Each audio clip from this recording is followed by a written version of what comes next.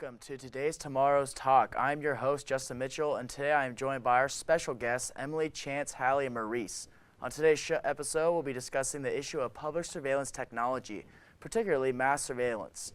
Mass surveillance entails a complete look into our private lives, such as Facebook, Instagram, Twitter, private emails, and even public surveillance through videos and our own webcams.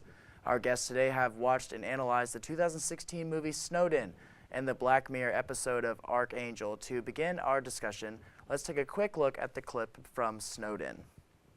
Can we look through his family? Mm-hmm.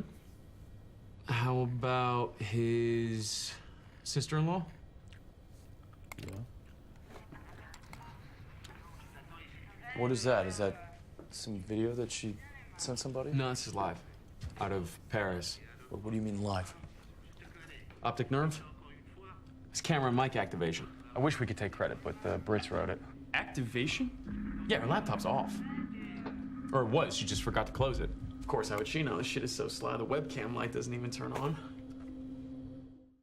As you can see from that clip, the government has a significant reach and surveillance of our everyday lives. Maurice, why don't you give us your thoughts on the invasive nature of this technology? Thank you, Justin. I would like to start off the discussion with the negative implications that come from public surveillance and how invasive surveillance technology can be. So basically, we have the Fourth Amendment, which was added to the Constitution to make it clear that the government couldn't spy on us. But throughout the movie Snowden, he had access to emails, phone calls, and even webcams, as you can see. So you can tell that the government really doesn't care about the Fourth Amendment, and they kind of go behind our backs, just basically telling us that, hey, we can still spy on you to defy the fact that we have laws against it. So I think that was kind of interesting how they're basically lying to us in a sense. Yeah, of course. And Hallie, you also watched the movie Snowden. What are your thoughts about that? Yeah, I did. I mean, part of the main argument for the government being able to have such a huge reach into our lives was the idea that we would value our security over our freedom. And so I think that's a really interesting dynamic to think about while we're considering that clip in particular. He was specifically going after someone who they thought they could benefit from by building a relationship with through indirect means, through the technology that they had. And it's just crazy to think, well, we don't necessarily know how this technology is being used, and we don't know where this technology is going. And Emily, what about your thoughts? Yeah, I watched an episode of Black Mirror called Archangel, and it wasn't necessarily about government surveillance. It was more or less about privacy issues and invasion of privacy. So her mother, a little girl's mother, injected her brain with a microchip, if you will, and she could see all of everything her body did on an iPad, and she got obsessed with watching it nonstop. So as the daughter grew up, she was sheltered from the bad things, and she was more and more curious about things. So she just kind of went off the wall and just went crazy a little bit. Chance, what about yourself? Yes, I also watched Black Mirror on that episode, and it's more of a topic of helicopter parenting. Throughout the show, you could see that the mother just wanted the best for her daughter.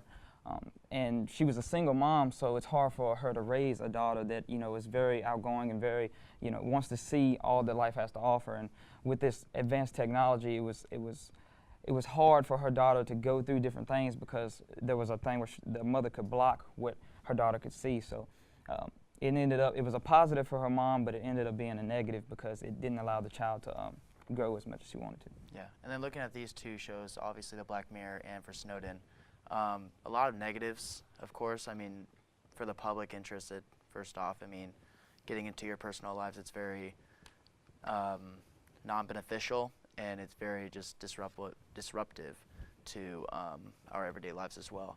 But thank you for all of your inputs, much appreciated. You guys all brought up some very good points about public surveillance technology. We have to take a quick break, however, but we'll be right back, so stay tuned. Welcome back. Next, we're going to be focusing on some of the positive benefits that surveillance technology has to offer. So let's go to Emily, who watched Black Mirror, for her thoughts on the benefits public surveillance can bring to us. Emily. Yes, so Black Mirror likes to focus on the negative possibilities of future technology. So in the episode of Black Mirror that I watched, I could pull away some positives from the technology used. So in the clip that we're going to watch, Sarah, the character who has the technology inserted in her brain, sees her grandfather having a heart attack. So her mom checks checks on her through the iPad thing, and she sees him having the heart attack, and so. And Yeah. thankfully, I think we do actually have that clip. So let's take an actual look into the clip and let's see.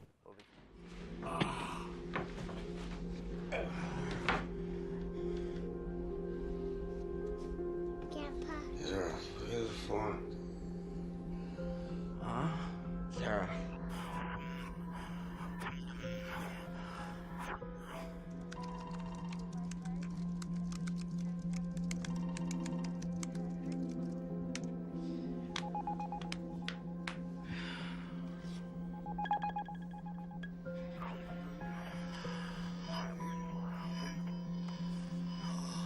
Sarah.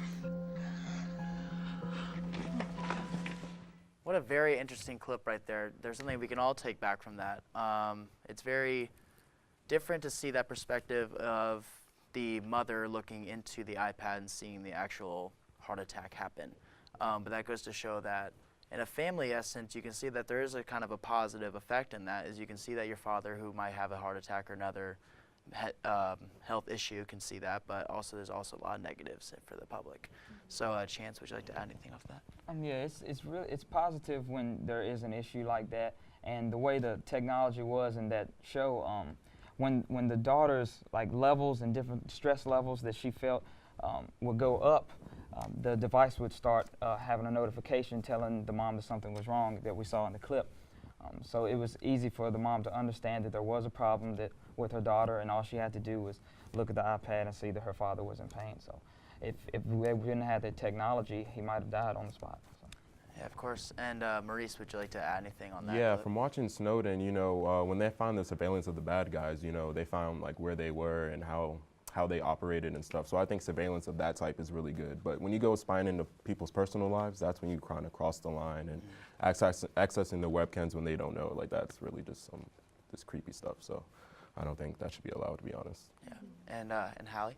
Yeah, I mean, actually, after Snowden released those files, when that event actually happened in 2013, you saw that people, despite the negative sides of what happened in that movie, they still felt a little bit more secure with what was going on because they understood that our government was able to spy so clearly and so actively and just consistently on people who could have been considered threats.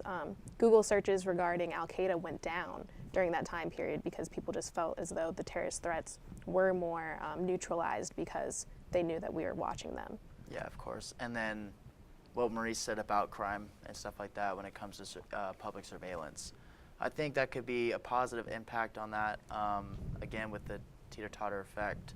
I mean, there's a lot of positives, a lot of negatives on that part, but when it comes to crime, you can see that somebody shot a gun, and you can see the murder, and it just doesn't take that long. You can see it in 5 minutes. So, I mean, a lot to consider here, a lot of positives, a lot of negative effects. Thank you for all of your input on this part.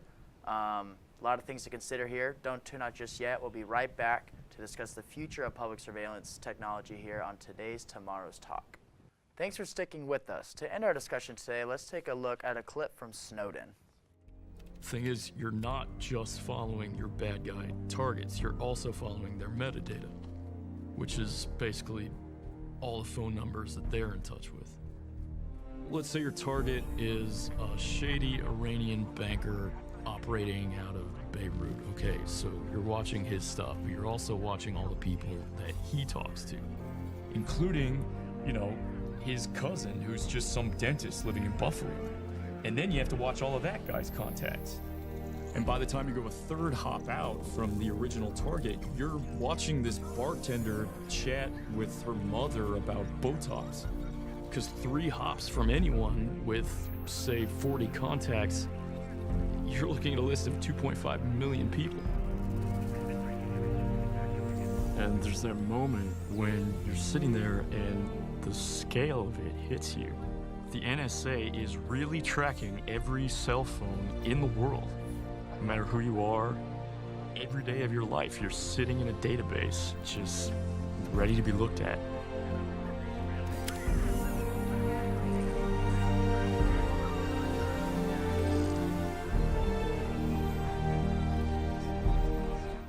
We can see a lot happening here. but how do you all feel about the future of public surveillance? Hallie, let's start with your thoughts. Well, I mean, first of all, that was easily the most powerful moment in the movie for me. Just reiterating that quote that no matter who you are, every day you're sitting in a database ready to be looked at. That's crazy. You're just a normal person. One person can be looking at 2.5 million people.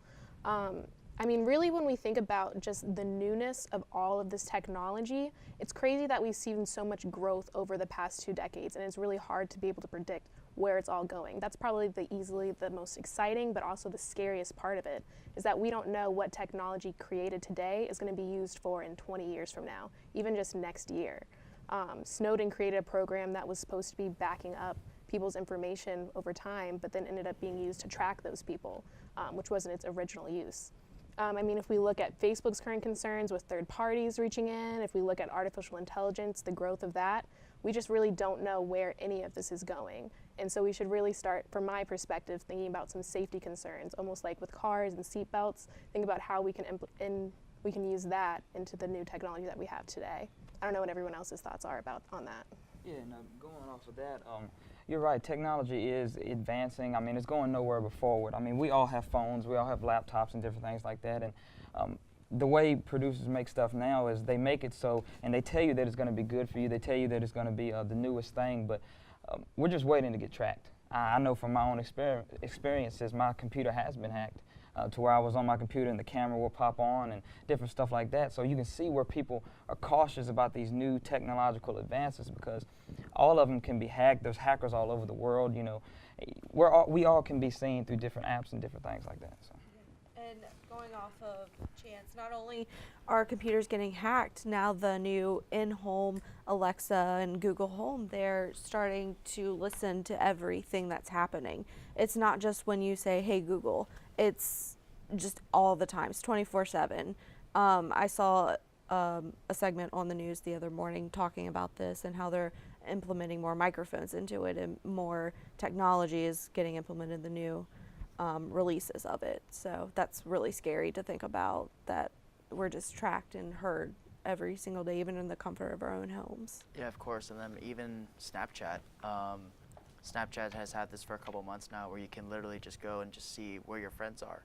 Mm-hmm. And that's a little thing that Hallie brought up. I mean, we have to find some precautions of it. I mean, you can't just like, obviously you can go as a ghost and nobody can see your stuff, which is one little reason. But overall, I mean, somebody that is highly intelligent with software can easily get through that. And you can see wherever someone is at with just like looking up and just seeing it on Snapchat and even on Facebook and stuff like that. Race, would you like to add anything else to that? Yeah, just agreeing with all of them. You know, our everyday products are being used against us. What we're supposed to enjoy in life, this comes back to haunt us. And you know, what I think Snowden did, he ultimately did the right thing. He let us know what they were doing, because I mean, it is illegal.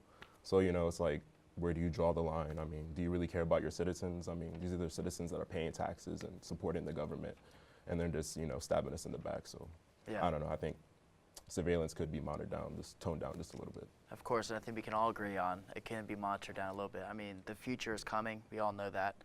And the future technology is even close. So when it comes to just public surveillance and stuff like that, I mean, it can be monitored. It can help us out a lot. It is very beneficial. However, there's a lot of negatives. I'd like to thank you all for joining me. This has been quite the discussion. But that's all the time we have for today. Thanks for watching today's Tomorrow Talk. I'm your host, Justin, and I'll see you next time.